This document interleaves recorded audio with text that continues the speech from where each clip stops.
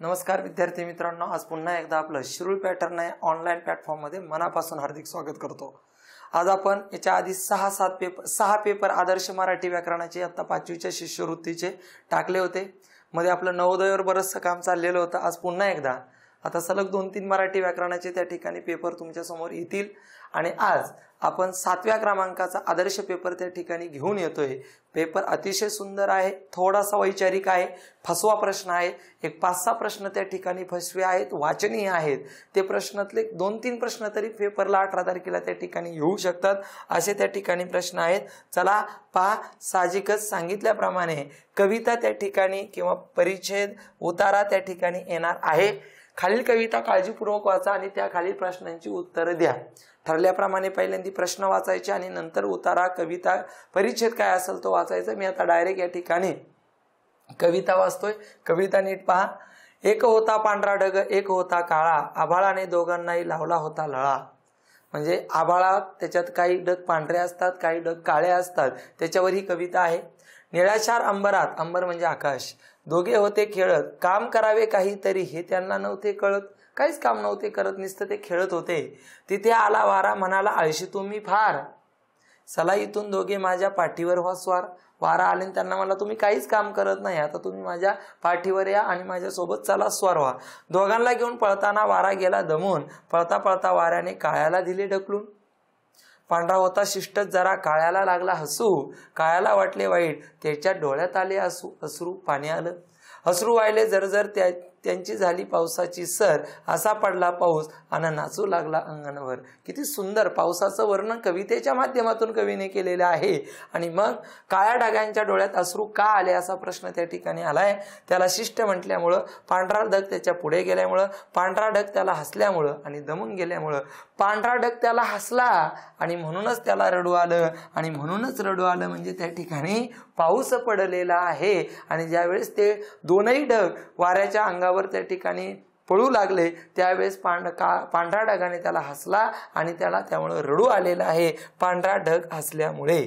चला पुढचा प्रश्न पहा। वारा ढगांना आळशी का म्हणतो? ते खेळत होते म्हणून, ते काही काम करत नव्हते म्हणून, नुसते फिरत होते म्हणून, एकमेकांना हसत होते म्हणून, ते काही काम करत नव्हते म्हणून त्या ठिकाणी वारा त्यांना हसलेला आहे। आभाळाने दोन्ही ढगांना काय लावलं? आता काळा ढग आणि त्या ठिकाणी पांढरा ढग दोनही त्या ठिकाणी अंबरमध्ये आहे म्हणजे आकाशमध्ये आहे, त्यांनी दोघांनाही त्या ठिकाणी प्रेम लावलेलं आहे। पहिलंच वाक्यामध्ये त्या ठिकाणी कवितेमध्ये होतं। अतिशय सुंदर कविता होती, त्याच्यातला प्रश्न नीट पहा। हे प्रश्नांचे मार्क अजिबातही आपल्याला त्या ठिकाणी जाऊन द्यायचे नाही। आभाळाने दोनही ढगांना त्या ठिकाणी प्रेम, बघा ना, आभाळाने दोघांनाही लावला होता लळा, लळा म्हणजे प्रेम त्या ठिकाणी लावलं होतं, लक्षात ठेवा। चला पुढच्या प्रश्नाकडे जाऊ। पुढचा प्रश्न काय आहे पहा, 3 प्रश्न आहेत। खालील वाक्यात किती विरामचिन्ह येतील असा प्रश्न आहे। आई तो किती वाजता येणार आहे? हरीने विचारलं। लक्षात ठेवा, हरी ज्यावेळेस स्वतःच्या तोंडातून बोलतोय ना, त्यावेळेस सर्वप्रथम दुहेरी अवतरण चिन्ह द्यायचे आहेत। कुठपर्यंत येणार आहे? हे हरीच्या तोंडातले वाक्य आहेत। ज्या वेळेस एखादा बोलणारा व्यक्ती त्याच्या तोंडातले वाक्य जसून तसे आपल्याला दाखवायचे आहेत, त्यावेळेस ते दुहेरी अवतरण चिन्ह दाखवायचे। हरीने विचारलेलं आहे आणि आई हाका मारली, आई स्वल्पविराम, तो किती वाजता येणार आहे? प्रश्नचिन्ह, हरीने विचारले पूर्णविराम। बघा बरं का, दुहेरी अवतरण चिन्ह, आईला हाका मारली म्हणून पूर्ण स्वल्पविराम, प्रश्न विचारलेला आहे म्हणून प्रश्नचिन्ह, आणि हरीचं वाक्य पूर्ण झालेलं आहे म्हणून पूर्णविराम। म्हणजेच एक दुहेरी अवतरण चिन्ह 1, स्वल्पविराम 2, त्याच्यानंतर प्रश्नचिन्ह 3 आणि पूर्णविराम 4 विराम चिन्ह येणारे। पण तुम्हाला ती कळली पाहिजे कुठं वापरली जातात। हरीच्या तोंडातले वाक्य आईला झालेले, आईला हाका मारली म्हणजे स्वल्पविराम। हरीच्या तोंडातले वाक्य आहे म्हणून दुहेरी अवतरण चिन्ह, प्रश्न विचारलाय म्हणून प्रश्नचिन्ह, आणि वाक्य शेवटी हरीने विचारले हे पूर्ण झाले म्हणून पूर्णविराम। एकूण 4 विराम चिन्ह त्या ठिकाणी येणार आहे। खालील वाक्यातील एकूण अशुद्ध शब्द विचारलेले आहेत। पहा, त्या शेवग्याच्या अंगाखांद्यावर पक्ष्यांचा उत्साह भरलेला असतो। आता ते आता 100% बरोबर आहे, शेवग्याच्या तर 100% बरोबर आहे, मला असतो तर 100% बरोबर आहे, बहरलेला बरोबर आहे, आता या 3 शब्दाचं नीटनेटकं विश्लेषण करतोय. अंगा खांद्यावर नाही, अंगा खांद्यावर, आ नाही, अंगा खांद्यावर. पक्ष्यांचा, पक्ष्यांचा नाही असा आहे, पक्ष्यांचा, या पक्ष्यांचा. उत्साह, पहिला उ आहे, उत्साह. किती छोटे छोटे छोटे छोटे छोटे छोटे बदल आहे, समजून घ्या. 3 शब्द चुकीचे. अंगा खांद्यावर आपण सहज म्हणतो अपाद मस्तक, अजिबात नाही, अपाद मस्तक आहे, समजून घे. अपाद मस्तक म्हणजे डोक्याच्या केसापासून पायाच्या नाकापर्यंत, आपाद नाही, अपाद मस्तक आहे. तसं अंगा खांद्यावर नाही, अंगा खांद्यावर आहे, समजून घ्या. ओके, परत एकदा इंग्रजी शब्दांचं महत्व जे संगणकाशी संबंधित आहे, मी याच्या आधी प्रत्येक पेपरला सांगितलंय, तुम्हाला संगणकावर आधारितच प्रश्न विचारले जाणार आहेत. शुद्ध शुद्ध शब्दामध्ये एक 50-60 प्रश्न, प्रतीक्षा, शारीरिक, करुणा, प्रतिज्ञा, हे शब्द शब्द पुन्हा पुन्हा पुन्हा पुन्हा त्या ठिकाणी विचारले जातात. त्याचा सराव चांगला करा. टेलिग्रामला मला वाटते ते शब्द मी टाकलेले आहेत. चुकीची जोडी ओळखा, महत्वाचा शब्द आहे. प्रोजेक्टर म्हणजे प्रेक्षपक, झेरॉक्स म्हणजे प्रतिमुद्रा. प्रोजेक्टर म्हणजे प्रेक्षपक बरोबर आहे, झेरॉक्स म्हणजे प्रतिमुद्रा बरोबर आहे. इन्फॉर्मेशन म्हणजे तंत्रज्ञान आहे, टेक्नॉलॉजी म्हणजे तंत्रज्ञान, इन्फॉर्मेशन म्हणजे त्या ठिकाणी काय आहे, माहिती आहे, म्हणजे हे चुकीचं आहे. आणि सॉफ्टवेअर म्हणजे संगणकाची आज्ञावली. तुम्हाला लिहून ठेवा, 5वीच्या शिष्यवृत्तीला संगणकावर आधारितच प्रश्न पेपरला विचारले जाणार आहे. आणि ते सगळे आपण एक व्हिडिओ त्याचा स्वतंत्र एक 60-70 शब्दांचा पाहिलेला आहे. असो पहा, शेजारील आकृतीतील अक्षरे जुळून तयार होणाऱ्या म्हणीतील 5वं अक्षर कोणतं? हा अतिशय जीव घेणा प्रश्न असतो. हा प्रश्न असा आहे की जुळलं तर लगेच जुळतं, नाही तर कवर या प्रश्नाचं उत्तर आपल्याला त्या ठिकाणी भेटत नाही. मग काय करावं सर? तुझं वाचन, तू म्हणी वेगवेगळ्या फार 6वी 7वी 8वी पर्यंतच्या म्हणी पाठ केलेल्या नाही पाहिजे, वाचलेल्या पाहिजे. म्हणी या वाचून वाचून लक्षात राहतात. एखादं म्हणलं मी सर 1000 म्हणी पाठ करतो, कधीच होऊ शकत नाही. तो 1000 वेळा 1000 म्हणी वाच, तुझ्या त्या ठिकाणी लक्षात राहू शकतात. आणि मग या ठिकाणी म्हण पहा. आणि आता म्हण शोधताना सर काय आहे का, हा ते शब्द जे तुला दिलेत ना, ते शब्द एकदा मोज. हे शब्द जर मोजले ना आपण तर 1 2 3 4 5 6 7 8 9 10 11 12 आणि 13 शब्द दिलेले. म्हणजे 13 शब्दांची एक 13 अक्षरांची एक म्हण होणार आहे. मग त्याच्यात बारकाईने शब्द पाहिजे बा. औ, त्याच्यानंतर श द, औषध आहे बा.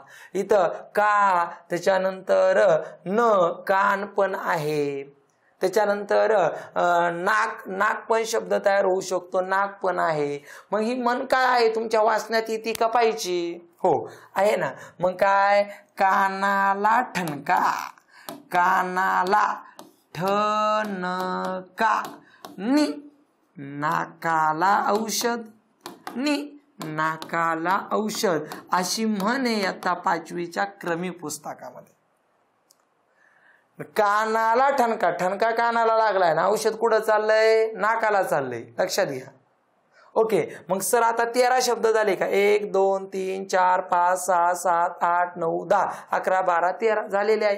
13 अक्षर झालेले आहेत. मग 5व्या नंबरचं 1 2 3 4 5 6 7 8 9 10 11, त्याच्यानंतर 12 आणि 13. 5व्या नंबरचं न आहे. न कोणता, नीट पहा, ठणका, पर्याय क्रमांक 1 बाणाचा न. मन हे ते फसवीच आहे. मन शुद्ध शुद्ध शब्द, एखादा विचित्र एखादा त्या ठिकाणी नामाचा प्रकार टाकला जातो, तिथं मुलांना त्या ठिकाणी फसवलं जातं. कानाला ठणका, आणि पण नाही, नी, फक्त नी नी नी नी. तुम्हाला मन पूर्ण करायला येतील, येऊ शकते मन पूर्ण करायला. कोणती म्हण एखादी त्या ठिकाणी, काखेत काळसा टिंब टिंब वळसा, काखेत काळसा आणि गावाला वळसा, येऊ शकतं. कानात केरन, नाकात फुंकर, येऊ शकतं. म्हणी वाचा, पूर्ण करायला येतील किंवा अशा आकृतीच्या स्वरूपात त्या ठिकाणी विचारले जातील. अतिशय सुंदर प्रश्न आहे. पुढचे पण, क्रीडा मंडळाला टिंब टिंब वर्ष पूर्ण झाली. विविध कार्यक्रमाने हे टिंब टिंब महोत्सव वर्ष साजरं झालं. अजून 10 वर्षांनी काय महोत्सवी साजरं होणार आहे? याचाच अर्थ प्रामाणिकपणे राजा, तुला 25 वर्षाला रजत महोत्सव म्हणतात किंवा रौप्य महोत्सव म्हणतात माहीत पाहिजे. 50 वर्षाला तुला सुवर्ण महोत्सव म्हणतात माहीत पाहिजे. 60 वर्षाला हिरक महोत्सव म्हणतात. 75 वर्षाला अमृत महोत्सव म्हणतात. आणि 100 वर्षाला शतक महोत्सव, त्यालाच आपण शताब्दी महोत्सव या नावाने ओळखतो. मग समजून घ्या राजा हो. आता इथं आणि ह्या प्रश्नाचा वाक्याचा परिच्छेद ज्यावेळेस ते 3 दुने 6 मार्क तुम्हाला राजा मिळवायचे असतात ना, त्यावेळेस मनापासून विनंती करतो की ते तिन्हीच्या तिन्ही वाक्य 2दा-3दा वाच. तू पहिलंच वाक्य वाचलं आणि लगेच डायरेक्ट गोल करायला सुरुवात केली, तू 100% चुकलेला आहे. तुझ्या पहिल्या दुसऱ्या प्रश्नाचं उत्तर 3ऱ्या वाक्यात दडलेलं आहे. समजून घे, प्रत्येक वेळेस तसंच आहे.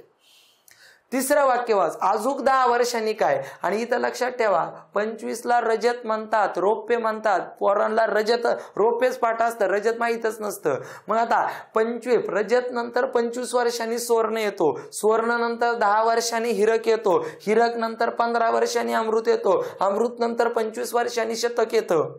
मग इथं काय दिलंय, अजून 10 वर्षांनी काय साजरा होणार आहे. मग इथं ह्या 2 गोष्टींवर काम चाललेलं आहे त्यांचं.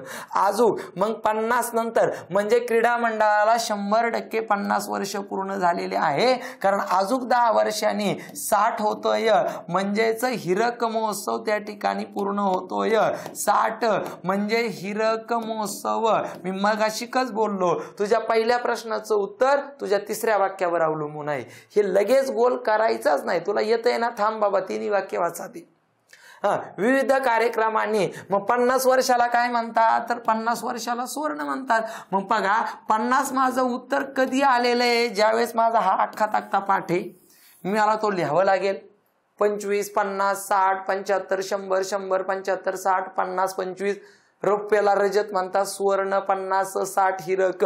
मग इथे अजूक 10 वर्षांनी, अरे मग 50 नंतर 10 वर्षांनी हिरक साजरा होतोय ना. 70ला तर काय नाव नाहीये, 65ला काय नाव नाहीये, 35ला काय नाव नाहीये, किंवा 85ला काय नाव नाहीये. म्हणून हे पण तुला तेवढंच. फक्त इथं परत एकदा पहा, 25ला आपल्याला पाठांतर रौप्य असतं, त्याला रजत पण म्हणतात. हे काळजीपूर्वक बघ आणि मला पेपर झाल्यावर नक्की फोन कर, याच्यावर काहीतरी नक्की होणार आहे, लक्षात ठेव. ओके, चला. सुवर्ण महोत्सव. मग क्रीडा मंडळाला 50 वर्ष पूर्ण झाले, विविध कार्यक्रमांनी हे सुवर्ण महोत्सव साजरे केलं आणि ते अजून 10 वर्षांनी 60 वर्ष म्हणजे हिरक महोत्सव. हे वाक्य जोड्या लावायला सुद्धा येऊ शकतं. चला, पुढचा प्रश्न. खालीलपैकी लिंगानुसार वेगळा शब्द ओळखा. लिंगावर मी बऱ्याच वेळा राजा बोललेलो आहे आणि मी प्रत्येक वेळेस तुम्हाला सांगितलेलं आहे की लिंग ओळखताना राजा तुला अनेक वचनीच शब्द येणार आहे, वादच नाही, येणारच आहे. मग पाखरे, पाखरू एक वचनात करून घ्यायचं. घरटे, घरटी किंवा घरट. ओके, घरट असं म्हटलं तरी चालेल. चला पुढे. दरवाजे, दरवाजा. अभयारण्य, अभयारण्य. अभयारण्य असं एक आहे. मग पहा ना, ते पाखरू नपुसकलिंग, ते घरट नपुसकलिंग, ते अभयारण्य नपुसकलिंग, तो दरवाजा पुरलिंग. तू लक्षातच ठेव, तुला अनेक वचनी शब्द येणार आहे आणि तू जर अनेक वचनी आहे तसंच ओळखण्याचा प्रयत्न केला तर नक्की तुझ्या प्रश्नाचं उत्तर चुकणार आहे. पहा काय आहे प्रश्न. वापराचार व त्याचा अर्थ यांच्या योग्य जोड्या लावा. गलबलून येणे, पोटात खड्डा पडणे, तोंड फिरवणे, तोंड चुकवणे. लक्षात ठेवा, असे जर जोड्या लावायला मग ते समानार्थी येऊ, विरुद्धार्थी येऊ, म्हणे येऊ, वापराचार येऊ, अलंकारिक शब्द येऊ, समोदर्शक शब्द येऊ, फिलोदर्शक येऊ, घरदर्शक येऊ, ध्वनिदर्शक येऊ, कोणताही शब्दाची तुला जोडी लावायला आली ना, तू घाबरू नको. तुला सगळ्या जोड्या बरोबर लावता यावा अशी पण त्या ठिकाणी अपेक्षा नाही. तुला जेवढ्या जोड्या लावता येतात ना तेवढ्या जोड्या लावून घ्यायच्या. खलबलून येणे, आयला सगळं सारखं वाटतंय. नजरेस न पडणे, नाराजी व्यक्त करणे, मन भरून येणे, खूप भीती वाटणे. मला तर 100% गॅरंटी आहे, गलबलून येणे म्हणजे मन भरून येणे हे 100%. माझ्या मनाला गलबलून आले, माझ्या डोळ्यात मन भरून आले, मला आता अश्रू येणार आहेत, मला एखाद्या गोष्टीची कीव आली, माझं मन कलबलून आलंय, मन भरून आलंय. म्हणजेच अचक पाहिजे. अचक पहिलं नाहीये आणि शेवटचा पर्याय निघून गेला. चला पुढं.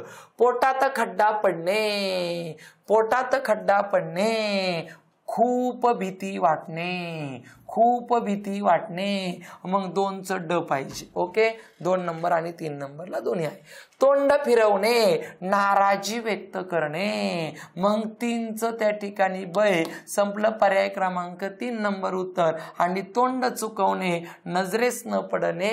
पण तिन्हीच्या चारी वापराच्या तसेच्या तसे म्हणजे फसवे, तिथं आपल्याला फसवण्याचं काम केलंय. जवळजवळ सारखे अर्थ वाटतात बघा ना. तोंड चुकवणे, नजरेस न पडणे बघ 4चं अ पाहिजे, 4चं अ फक्त पर्याय क्रमांक त्या ठिकाणी 3 नंबरलाच आहे. तू डोकंच नको लावतो, 3 नंबर उत्तर दे ना, तुला सगळंच यावं असं कुठं लिहून ठेवलंय का? ओके. शब्दांच्या जातीनुसार गटात न बसणारा इयत्ता 5वीच्या शिष्यवृत्तीला नाम, सर्वनाम, विशेषण आणि क्रियापद हे 4च प्रकार त्या ठिकाणी आहेत, दुसरे प्रकार नाही राजा. हे सगळे विस्तीर्ण झाडी, विस्तीर्ण विशेषण झालं, विस्तीर्ण विशेषण झालं. नामाची व्याप्ती मर्यादित करणारा शब्द म्हणजे विशेषण. निरभ्र आकाश, निरभ्र आकाश, निरभ्र आकाश, निरभ्र आकाश विशेषण झालं. तेजस्वी पुरुष, तेजस्वी पुरुष, तेजस्वी पुरुष, तेजस्वी त्या ठिकाणी विशेषण झालं. शौर्य राजा तुझं नाम झालं, नाम झालं. विशेष नाम म्हणजे मुलाला नाव दिलंय. विशेषण कधी येतं, त्याच्याविषयी काहीतरी एखादा नाम पुढे आलं पाहिजे. मी म्हणलं पिवळे धमुक, अरे फूल पिवळे धमुक नाम आहे, पिवळे नाम नाही होणार, ते पिवळे पिवळे विशेषण नाही होणार. पिवळे धमुक 5 विशेषण आहे, पुढे पांडव मी लागू शकतो ना, ते विशेषण आहे, कारण त्या ठिकाणी ते सार्वनामिक विशेषण, ते मुलांविषयी ते लावलेलं आहे. समजून घे. शौर्याला पुढे शब्द नाम येऊ शकत नाही, मागं नाम येऊ शकत नाही, शौर्यच ऑलरेडी नाम आहे. निरभ्र आकाश, मी म्हणलं काय म्हणलं, सुवासिक फुल येईल ना, सुवासिक विशेषण आहे. मी म्हणलं गोड, गोड आंबा येईल ना, विशेषण आहे.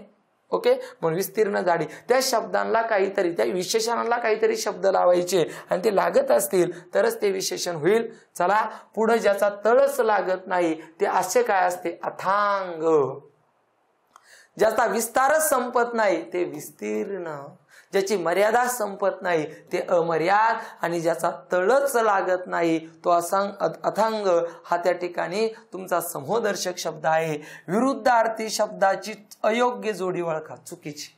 बघा, उद्घाटन केलं, समारोप केला, बरोबर आहे, बरोबर आहे, बरोबर आहे. तो कृतज्ञ आहे, केलेले उपकार जाणतो. तो कृपण नाही, तो कृतज्ञ आहे, केलेले उपकार जाणत नाही. कृपणचा विरुद्धार्थी शब्द आहे उदार, कृपणचा उदार आहे आणि कृतज्ञचा कृतज्ञ आहे. किती छोटासा बदल टाकलाय, घाईघाईत वाचलं का कृतज्ञ, अरे नाही बाबा, कृतज्ञ म्हणजे केलेले उपकार जाणणारा, कृतज्ञ म्हणजे केलेले उपकार न जाणणारा. इथं कृपण आणि इथं उदार, उधळ्या. पुढं कठोर मधु बरोबर आहे. उन्नती अवनती, त्या ठिकाणी अवनती, उन्नती म्हणजे प्रगती, अवनती म्हणजे अधोगती. कठोर आणि मृदू हे सुद्धा आहे. इथं कृतज्ञ आणि कृतज्ञ आहे. कृपणचा विरुद्धार्थी शब्द त्या ठिकाणी उदार आहे. असो, चला पुढच्या प्रश्नाकडे जायचंय. खालील जाहिरात काळजीपूर्वक त्या ठिकाणी वाचा आणि त्या खालील प्रश्नांची उत्तरे निवडा. स्वनिर्मित ग्रुप आयोजित खास बाल गोपालांसाठी विविध कागदी वस्तू बनवण्याची कार्यशाळा. कागद कार्यशाळेत दिले जाणार आहेत. प्रवेश विनामूल्य. वस्तू बनवा, स्वनिर्मितीचा आनंद लुटा. उद्या रविवार 7 मे म्हणजे 6 मेची जाहिरात आहे. सकाळी 10 ते 2. स्थळ पंकज सभागृह. मुलांना कोणता आनंद मिळणार आहे, त्यांना स्वतः कागदी वस्तू तयार करण्याचा आनंद त्या कार्यशाळेच्या माध्यमातून भेटणार आहे. जाहिरातीत र जोडाक्षर किती येतात, अरे राजा मराठी व्याकरणामध्ये र लिहिण्याच्या 4 पद्धती जोडाक्षरामध्ये गरजेचं आहे. जिथं जिथं तुझा वर अर्धचंद्र असेल ते जोडाक्षर म्हणजे र असतं. अशी आडवी रेष, माझ्या आईने 16 सोमवाराचे व्रत धरले, आडवी रेष र सांगते. आम्ही मर्द मराठे मावळे हे वर अर्धचंद्र र सांगतो. खाली ह्या 2 रेषा त्याचा अर्थ रच होतो आणि ही आडवी रेष आहे ना रस्व मधले, ही त्याचा अर्थ रच होतो. र लिहिण्याच्या मराठी 4 पद्धती. पण खाली अर्धचंद्र असल्यानंतर र होत नाही, तो रु रे ऋषीचा स्वर होतो. र व्यंजने, अर्धस्वरे, कल्पित वर्ण आहे, दंडविरहित व्यंजने. र हे जोडाक्षर सुद्धा आहे. ते असं जर आलं ना, वर अर्धचंद्र 2 रेषा आडवी रेष तिरपी रेष, ते जोडाक्षर म्हणून येतं. जोडाक्षरावर प्रश्न आहे पहा. ऐक ना, इथं वर अर्धचंद्र आहे 1, इथं एक अशी रेष मोडलेली आहे 2, इथं इथं इथं इथं इथं सगळं बारकाईने पहा. इथं एक वर अर्धचंद्र आहे, इथं पण वर अर्धचंद्र आहे, इथं इथं अर्धचंद्र आहे, इथं वर अर्धचंद्र आहे. त्याच्यानंतर इथं कुठं दिलंय का, शेवटपर्यंत पहा, नीट नेटकं पहा. ह्या चौकोनामध्येच पहा, कुठंही दुसरीकडे जाऊ नका. 1 2 3 4 5 आणि 6 आपल्या प्रश्नाचं त्या ठिकाणी उत्तर आहे. तरी पण एखादा राहिलाय का परत पहा. इथं 1 झाला, 2 झाला, परत परत परत परत परत इथं इथं इथं इथं जोडाक्षर आहे, पण र लिहिण्याची पद्धतीतलं जोडाक्षर नाहीये. इथं जोडाक्षर आहे, इथं झालेलं आहे आणि या ठिकाणी एकूण 6 जोडाक्षर आहे. ओके, चला पुढं. जाहिरातीत कोणत्या शब्दाचा समानार्थी शब्द आलेला आहे? हर्ष, मोफत आणि कमळ. हर्ष म्हणजे आनंद. हर्ष म्हणजे आनंद आहे का? चला, विविध वस्तू, कार्यशाळा, स्वनिर्मितीचा आनंद, आनंद आहे, हर्ष आहे. मोफत, विनामूल्य, हो आलेलं आहे. आणि त्यानंतर कमळ, स्वनिर्मित. कमळ म्हणजे पंकज, सरोज, पंकज, पंकज, कमळ म्हणजे पंकज आलेला आहे. कारण पंकज सभागृह, कमळला सरोज म्हणतात, पंकज म्हणतात. म्हणजे अ ब क बरोबर आपल्या प्रश्नाचं त्या ठिकाणी काय आहे? उत्तर आहे. असो, चला पुढे जायचंय. उपकार, ओळख, ऐक्य, इमारत हे शब्द वर्णानुक्रमाने लिहा. वर्णानुक्रमानावर इंग्रजीमध्ये एक प्रश्न, इंग्रजी व्याकरणातल्या 25 पैकी, आणि मराठीमध्ये एक येणार आहे. आता इथं सगळे स्वरे उपकार, ओळख, ऐक्य आणि इमारत वर्णकाळ लावले असता शेवटून दुसऱ्या क्रमांकाचा म्हणजे एकूण 4 शब्द आहे, म्हणजे तिसऱ्या क्रमांकाचा शब्द. मग बघा ना, स्वर लिहा ना तुम्ही. अ, आ, ई, उ, ऊ, ऐ, सॉरी इथं रू, त्याच्यानंतर लू, त्याच्यानंतर ऐ, त्याच्यानंतर ओ, आ आणि त्या ठिकाणी औ. हे यांचा क्रम आहे स्वराचा. एकूण 14 स्वर हे इंग्रजीतून घेतलेले त्या ठिकाणी 2 स्वर आहेत. इथं हे रू आणि लू हे सगळे स्वर आहे. अ, आ, ई, उ, ऊ, रू, लू, ऐ, औ आणि औ यांचा क्रम आहे. चला मग आता 1 नंबर मध्ये काय आहे? उपकार. ई आहे का? ई नाही, म्हणजे 1 नंबरचा तुमचा काय येणार आहे? उपकार शब्द येणार आहे. चला, उपकार गेला, उपकार गेला. त्याच्यानंतर उ नंतर उ आहे का? नाही. त्याच्यानंतर रू, लू नाही. ऐ आहे. ऐ 2 नंबरला त्या ठिकाणी ऐक्य येणार आहे. चला, त्यानंतर पुढं ई राहिला, पहिल्यांदा ई येणार आहे, इमारतचा ई येणार आहे. चला, इमारत 1 नंबरला येणार आहे. 1 नंबर, 2 नंबर, 3 नंबर आणि सर्वात शेवटी 4 नंबरला ओळख येणार आहे संयुक्त व्यंजनामध्ये. आणि मग शेवटून 2 नंबरचा विचारला आहे ऐक्य. आपल्या प्रश्नाचं त्या ठिकाणी उत्तर. मग तुला क च ट प व्यंजनावर सुद्धा येतो. पहिलं अक्षर सारखं असलं का दुसऱ्या अक्षराचा विचार करायचा, ते पण लक्षात ठेवा. पुंज कोणाचा असतो? अतिशय फसवा प्रश्न आहे. कारण पुंज आणि कुंज 2 समोदर्शक शब्द आहेत. पुंज आणि कुंज, फसूच नका. आणि इथं फुलांचा ताटवाय, फुलांचा ताटवाय 100% IMP प्रश्न. 5वीच्या स्कॉलरशिपला मुलांना चुकवणारा प्रश्न आहे फळ्यावर. 100% हेच येतं. बघा, तारकांचा पुंज आहे. केसांची बट आहे, बट, केसांची बट.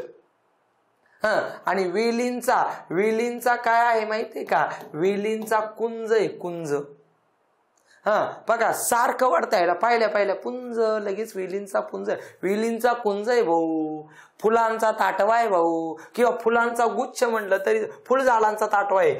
सॉरी, फुलझाडांचा ताटवा आहे, फुलांचा गुच्छ आहे, फुलांचा गुच्छ आहे, गुच्छ. फुलं झाडांचा ताटवा आहे, म्हणजे हे उत्तर नाही.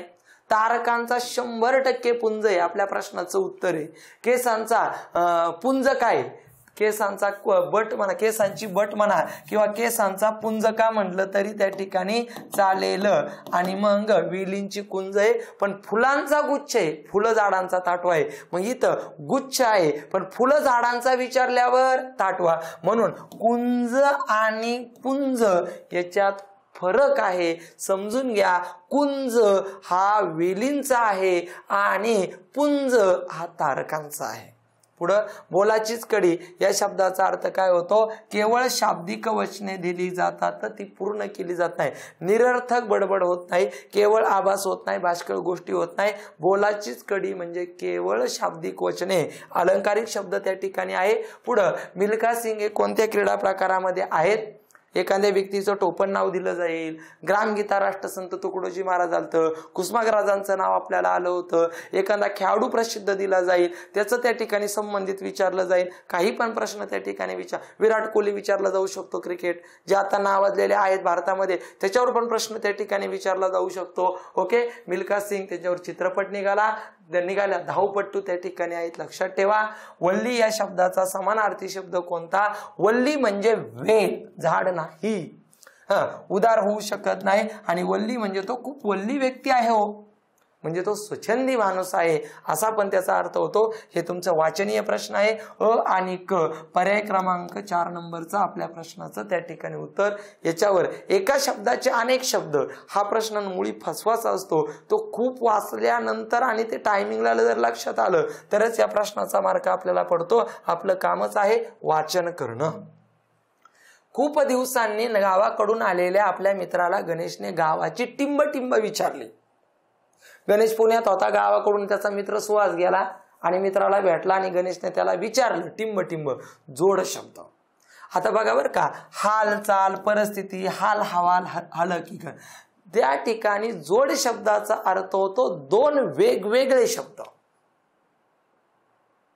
बाजार, हाट जोड शब्द आहे।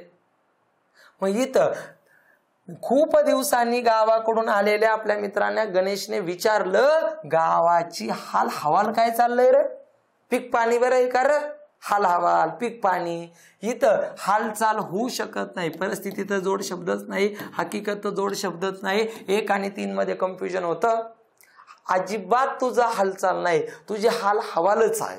हाल हवाल म्हणजे कसं काय चाललंय, पीक पाणी बरं आहे का, गुरढोर बरे आहेत का, गुरढोर असं। पुढं मी तर रोज वाचनालयात जात असे असे असे असे जात असे, जाणार असा नाही म्हणजे भविष्य काळ तर नाहीच आहे। म्हणजे हे वाक्य कोणत्या काळाचं आहे, भूतकाळाचं त्या ठिकाणी आहे, लक्षात ठेवा। त्याच्यातलं ते जर तुम्हाला उपप्रकार विचारणार नाही पाचवीला, रीती भविष्यकाळ सुद्धा रीती भूतकाळ सुद्धा त्याचं उत्तर होऊ शकतं। पण जात असे माग क्रिया करत होतो, जात असे भूतकाळातलं वाक्य आहे। असो, या ठिकाणी अतिशय सुंदर प्रश्न त्या ठिकाणी आपण घेतलेले आहेत, समजून घ्या। अतिशय महत्वाचे प्रश्न त्या ठिकाणी तुम्हाला मी दाखवलेले आहेत। हा एक प्रश्न 23वा, त्याच्यानंतर सगळ्यात खतरनाक प्रश्न पुंज। इथं सुद्धा पहा सगळे प्रश्न तसेला तसेच होतात की बोलाचीच कडी, मग बडबड लिहायची, निरर्थक का भाषकळ गोष्टी लिहायच्या का वायफळ बडबड लिहायची का केवळ, त्याच्यात पण क्लिअर टू क्लिअर अभ्यास। त्यानंतर इथं र लिहिण्याच्या बाकी र लिहिण्याच्या पद्धती तुम्हाला या ठिकाणी शिकवल्या। त्यानंतर इथं विरुद्धार्थी शब्द किती फसवा आहे, वर वाचला तर तुला सगळेच विरुद्धार्थी शब्द वाटणार आहे, पण तू बारीक बघ। कृतज्ञ, कृतज्ञ, कृपण, उदार वेगवेगळे आहे। इथं सुद्धा भारीच प्रश्न आहे। इथं याच्यामध्ये जोड्या लावायला कसं, इथं विशेषण कसं आले पहा, त्याच्या पुढे नाम कसं लावून पर्याय कसे कमी करायचे। हा तर 3 दुणे 6 मार्क एका सेकंदात जातील। मी परत सांगतोय, वाक्याचा परिच्छेद मध्ये तू पहिलं वाक्याचा वापर करून जर उत्तर लिहिण्याचा प्रयत्न केला ना राजा, तू किती हुशार असो, तू चुकलेला आहे लक्षात ठेव। तुला 3च्या 3 वाक्य आणि पहिल्या 2 वाक्याचं उत्तर 3ऱ्या वाक्यात आहे, म्हणजे तू 3 वाक्य 3 वेळा वाच, 9 वेळा वाच, कारण हे प्रश्नाची मार्क अतिशय सोपे आहेत। ओके, आणि सद्विवेक बुद्धीचा विचार कर। चला पुढचा प्रश्न, इथं मन हा प्रश्न चुकवल्याचा असतो, कुठंच चुकायला संधी नाही। इथं त्याच्यानंतर शुद्ध शब्द याच्यावर त्या ठिकाणी असतो। त्यानंतर इथं बघ, इथं काय तोंडातून गेल्या तुला विराम चिन्ह सगळं माहिती आहे, पूर्ण विराम, स्वल्प विराम, इकरी अवतरण, दुहेरी अवतरण चिन्ह, विकल्प चिन्ह, संयोग चिन्ह, विसर्ग चिन्ह सगळं, पण त्याचा वापर कुठं करतात हे पण समजून घे। इथं बघ छोटे शब्द, तुला याच्यावर ते 6 नंबर माहिती तंत्रज्ञानावरच पेपरला प्रश्न येणार, लक्षात ठेव। त्याच्यावर व्हिडिओ नीटनेटका परत बघ। इथं बाकी त्या ठिकाणी नॉर्मली आहे, अतिशय पेपर भारी आहे। आतापर्यंत जेवढे पेपर झाले त्याच्यातला सगळ्यात टॉपचा पेपर फसवा, कुंज आणि पुंज। ते शेळीचं आणि मेंढीचंच का देतात, त्यांना माहिती आहे बरेच जण शेळीचं कडू लिहायऐवजी त्या ठिकाणी मेंढीचं कोकरू लिहून टाकतात, तिथं पण त्या ठिकाणी प्रॉब्लेम होतो। म्हणून अतिशय सुंदर प्रश्न आहे। आपल्याला एकूण 20 आदर्श पेपर तयार करायचे आहेत। आत्ताशी आपला 7वा आदर्श पेपर त्या ठिकाणी चाललाय, 13 लवकरात लवकर त्या ठिकाणी 15 जानेवारीच्या हातच येतील। प्रश्न पहा, आणणारे प्रश्न जो प्रकरण तुम्हाला थोडं फसवा वाटतंय बोलाचीच कडी, ते लगेच दुसऱ्या दिवशी सकाळी उठून वाचायला त्या ठिकाणी घ्या, नोट्स काढा। प्रश्न आवडला असेल कुंज आणि पुंज, मी परत एकदा सांगतोय, पण त्या वापराचार दिले होते ते सगळे जवळ वाटणारे होते। वाक्याचा परिच्छेद, 3रं वाक्य पूर्ण कर आधी, नीटनेटकं वाच, नंतर गोल करायला सुरुवात कर। ओके, असो व्हिडिओ नक्की आवडला असेल तर नक्की लाईक करा, चॅनलला सबस्क्राईब करा आणि जास्तीत जास्त मुलांपर्यंत हा व्हिडिओ त्या ठिकाणी पोहोचवा। ज्ञान मुलांना त्या ठिकाणी भेटणं गरजेचं आहे। असो, थांबूयात, धन्यवाद।